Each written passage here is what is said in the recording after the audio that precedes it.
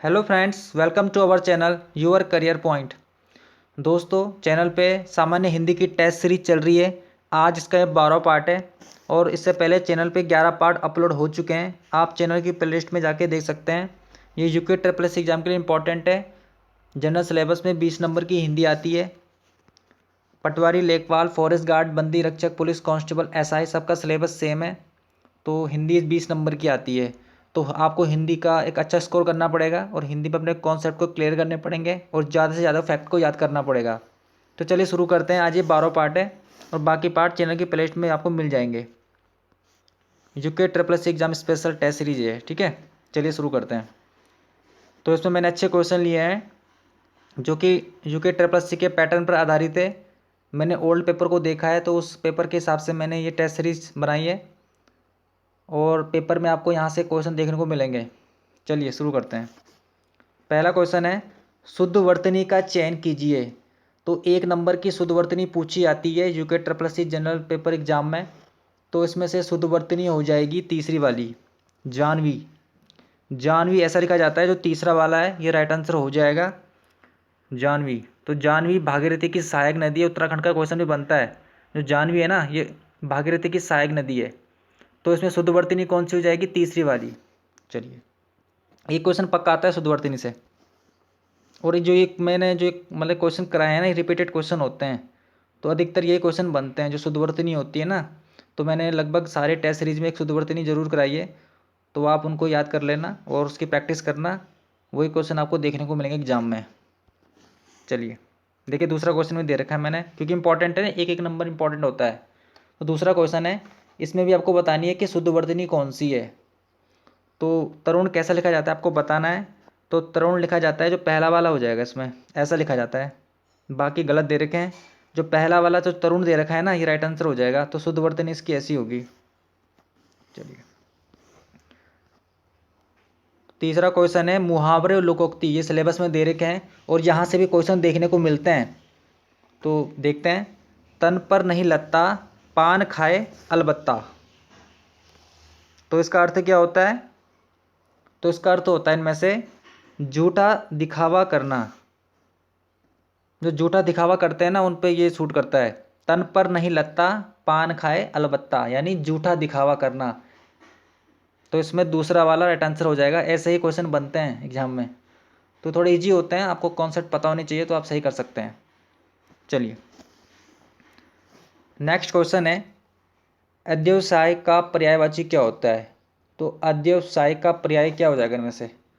तो ये डिफ़िकल्ट है थोड़ा, और ऐसे डिफ़िकल्ट क्वेश्चन देखने को मिलते हैं यूके ट्रिपल सी एग्जाम में। क्योंकि अगर आप उनको हिंदी के जो 20 नंबर का जो पेपर आता है ना, उसमें से 4-5 मतलब क्वेश्चन ऐसे होते हैं जो कि डिफ़िकल्ट होते हैं, जो हर कोई नहीं कर सकता।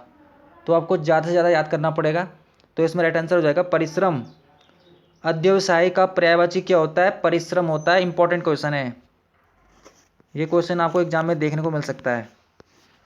चलिए, तो परिश्रम हो जाएगा अध्यवसाय का पर्यायवाची।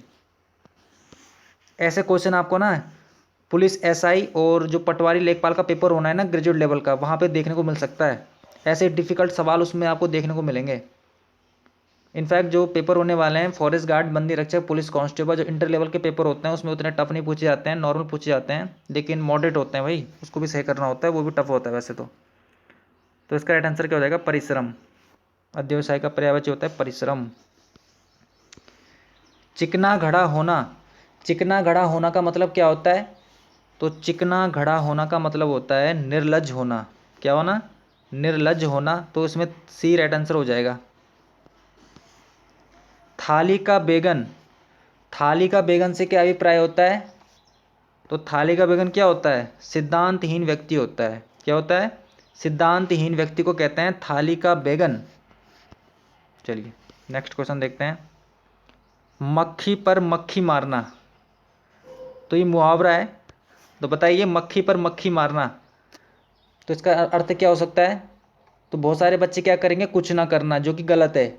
मक्खी पर मक्खी मारना का मतलब होता है पूरी नकल करना। क्योंकि मक्खी मारना होता है ना, कुछ ना करना। ये बोला मक्खी पर मक्खी मारना, तो क्या हो जाएगा? पूरी नकल करना। इसका राइट आंसर हो जाएगा। इंपॉर्टेंट क्वेश्चन है ये भी, ये देखने को मिल सकता है एग्जाम में।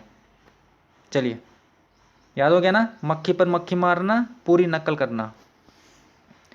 निम्न में से अर्धस्वर कौन सा है? तो इनमें से बताइए अर्धस्वर कौन सा है इनमें से? अर्धस्वर तो ये जाएगा पहला वाला य, इसमें से य है अर्धस्वर। चलिए, जिसकी उत्पत्ति स्वभावगत ना हो, इस वाक्यांश के लिए एक शब्द क्या होगा? तो जिसकी उत्पत्ति स्वभावगत ना हो उसको कहते हैं हम कृत्रिम। क्या कहते हैं? कृत्रिम कहते हैं। मैंने कहा है जो UK triple S C police SI का पेपर होना है, पटवारी लेखपाल का पेपर होना है, वहाँ पे ऐसे डिफ़िकल्ट आपको वाक्यांश देखने को मिलेंगे जिनका अर्थ बहुत टफ होता है निकालना, और बहुत सारे कैंडिडेट्स में गलती करते हैं, तो आपको सही करके आना है। ठीक है, तो मेरी कोशिश रहेगी कि इसमें मैं 3-4 ऐसे डिफ़िकल्ट आपको वाक्यांश दूँ जिनका अर्थ थोड़ा डिफ़िकल्ट होता है, तो आपको याद करने पड़ेंगे और थोड़ा कॉन्सेप्ट भी आपको आना चाहिए। तो जिसकी उत्पत्ति स्वभावगत ना हो उसे कहते हैं कृत्रिम। तो दूसरा वाला राइट आंसर हो जाएगा इसमें। निम्नलिखित में से अंग्रेजी भाषा का शब्द है, तो ये विदेशी भाषा के शब्द हैं जो अंग्रेजी भाषा से लिया गया है। और ये क्वेश्चन आई थिंक पुलिस उसमें आया था, जो आपका जो पुलिस का पेपर हुआ था ना, जो डिपार्टमेंट जो प्रमोशन वाला पेपर होता है, तो उसमें ये क्वेश्चन देखने को मिला था। तो ये अंग्रेजी भाषा का शब्द है, इसमें से हो जाएगा तीसरा वाला अ। तो ये अंग्रेजी भाषा से लिया गया है, जैसे डॉक्टर इस टाइप के जो होते हैं ना, ये अ, तो ये अंग्रेजी भाषा के शब्द हैं।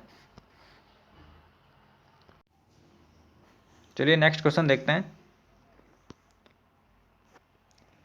हिंदी आकृति की दृष्टि से निम्नलिखित में से किस प्रकार की भाषा है?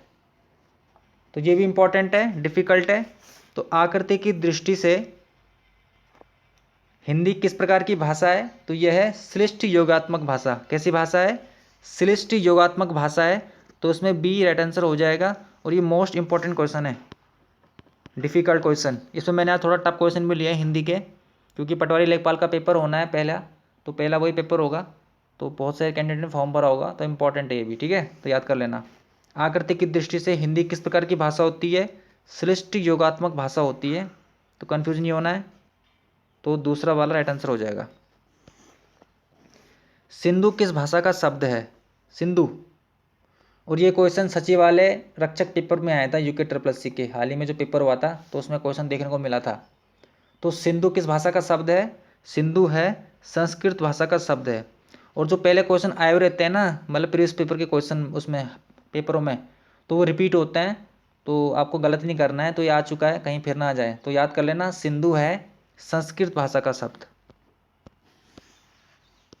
निम्नलिखित में से कौन सा मध्य स्वर है? तो इनमें से मध्य स्वर हो जाएगा पहला वाला अ, मध्य स्वर। ये अग्र स्वर, मध्य स्वर, पश्च स्वर होते हैं ना जो, उसमें से मध्य स्वर हो जाएगा अ। तो उसमें पहला वाला राइट आंसर हो जाएगा। सेकंड क्वेश्चन है, निम्नलिखित में से कौन सा शब्द अशुद्ध है? तो इसमें से 3 शब्द शुद्ध है और बाकी अशुद्ध दे रखा है। तो ये जो 3 दे रखे हैं ना, पूजनीय, कवित्री, द्वारका, ये सारे के सारे सही हैं। ठीक है, ये तीनों सही है। ये और जो इसमें बाकी दे रखा है इन्होंने, कालिदास, कालिदास को ऐसा नहीं लिखा जाता है। कालिदास की जो मात्रा होती है ऐसी होती है, मैं बताता हूँ। कालिदास ऐसा लिखा जाता है, गलत दे रखा है इन्होंने इसमें। तो शुद्ध अशुद्ध वर्तनी से एक क्वेश्चन आता है, तो इसमें मैंने करा रखा है, तो याद कर लेना। तो कालिदास की शुद्ध वर्तनी ऐसी होती है, देखिए ये। तो इसमें पहला वाला राइट आंसर हो जाएगा, क्योंकि ये अशुद्ध शब्द है। कालिदास ऐसा लिखा जाता है ये। और बाकी इसमें पूजनीय, कवित्री, द्वारका सही दे रखा है, तो उसमें पहला वाला राइट आंसर हो जाएगा। चलिए, मीन सेक करना। तो मीन सेक करना का मतलब क्या होता है? मीन सेक करना, ऐसे ही डिफिकल्ट क्वेश्चन देखने को मिलेंगे आपको। इसका अर्थ होता है व्यर्थ की आशा पर प्रसन्न होना, ये गलत है। ठीक है, इसका आंसर हो जाएगा, ये गलत दे रखा है इन्होंने। तो मीन सेक करना का मतलब होता है व्यर्थ तर्क। तो मोस्ट इंपॉर्टेंट क्वेश्चन है। ठीक है, बहुत सारे कैंडिडेट क्या करेंगे, दूसरे में करेंगे आंसर। मीन सेक करना, व्यर्थ की आशा पर प्रसन्न होना, ये गलत है। मीन सेक करना का मतलब होता है व्यर्थ में तर्क। तो इसमें तीसरा वाला राइट आंसर हो जाएगा। चलिए, निम्नलिखित में से अरबी फारसी से मिलकर बना एक शब्द है। तो ये 2 भाषाओं से मिलकर बना है, अरबी और फारसी। तो इसमें से कौन सा हो जाएगा राइट आंसर? जो अरबी और फारसी से मिलकर बना है, तो ये हो जाएगा अक्लमंद। क्या हो जाएगा? अक्लमंद ये अरबी और फारसी से मिलकर बना है, अरबी और फारसी से। तो इसमें जो अकल है ना, ये अरबी भाषा का शब्द है। जो अकल है ये अरबी भाषा का शब्द है, और जो फारसी भाषा का शब्द से मंद है, तो ये दो शब्दों से मिलकर बनाए संकर शब्द होते हैं वैसे तो, ठीक है। तो अकलमंद क्या है, अरबी और फारसी से मिलकर बना शब्द है। अकल अरबी भाषा का शब्द है और मंद फारसी भाषा का शब्द है। तो इसमें तीसरा वाला राइट आंसर हो जाएगा। देखिए राजपूत इसमें एक यौगिक शब्द दे रखा है, और विद्यालय भी यौगिक शब्द होता है, और जो सीलबंद है ये भी अंग्रेजी और फारसी भाषा का शब्द है, सीलबंद, ठीक है। जो सीलबंद दे रखा है ना, ये अंग्रेजी और फारसी भाषा का शब्द है। लेकिन इसमें क्या पूछा गया है, अरबी फारसी से मिलकर बना शब्द कौन सा है, अकलमंद, क्योंकि अकल अरबी भाषा का शब्द है और मंद फारसी भाषा का शब्द है। तो तीसरा वाला राइट आंसर हो जाएगा। फीचर लेखन की शैली कैसी होती है, तो फीचर लेखन की शैली होती है इनमें से, ये भी इंपॉर्टेंट क्वेश्चन है, ठीक है। फीचर लेखन की शैली होती है कथात्मक शैली। कैसी शैली होती है, कथात्मक शैली होती है। तो पहला वाला इसमें राइट आंसर हो जाएगा, और ये भी सिलेबस में दे रखा है तो इंपॉर्टेंट रहेगा, ये भी आ सकता है क्वेश्चन। ये फीचर लेखन की शैली कौन सी होती है, कथात्मक शैली होती है, ये मैंने लगा दिया इसमें। तो पहला वाला राइट आंसर हो जाएगा इसमें। चलिए, पत्र जिस व्यक्ति को लिखा जाता है उसे क्या कहा जाता है, बताइए। जो पत्र होता है ये सिलेबस में दे रखे हैं, ठीक है। सरकारी पत्र, अर्ध सरकारी पत्र, तो यहाँ से क्वेश्चन बनते हैं। तो पत्र जिस व्यक्ति को लिखा जाता है उसे कहते हैं प्रेषिती। क्या कहते हैं, प्रेषिती कहते हैं। वह पत्र जिस व्यक्ति को लिखा जाता है उसे कहते हैं प्रेषिती। तो तीसरा वाला राइट आंसर हो जाएगा इसमें।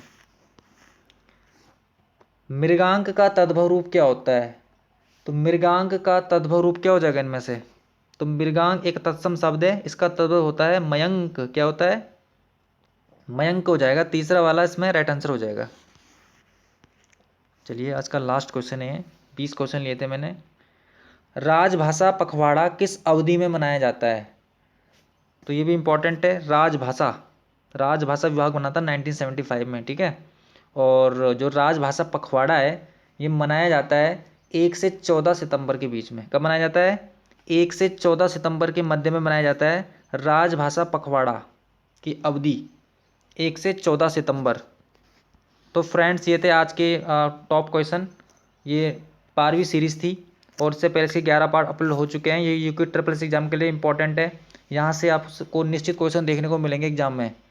अगर पसंद आए तो उस वीडियो को लाइक करें और दोस्तों को शेयर करें, और कमेंट में अपनी राय बताएं। और अगर चैनल को सब्सक्राइब नहीं किया है तो चैनल को सब्सक्राइब जरूर कीजिए। यूअर करियर पॉइंट चैनल, आपको इसमें ऐसे कंटेंट मिलते रहेंगे। इसमें हिंदी की टेस्ट सीरीज तो चलती भी है, और इसमें उत्तराखंड जीके की चलती है, और जीके की भी चलती है, और मिक्स टेस्ट सीरीज भी चलती है। जो मॉडल पेपर होता है ना यूके ट्रिपल एस के पैटर्न पर, तो उसकी सीरीज भी चल रही है। तो चलिए मिलते हैं अगले पार्ट की ओर किसी और टॉपिक के साथ। चलिए, धन्यवाद।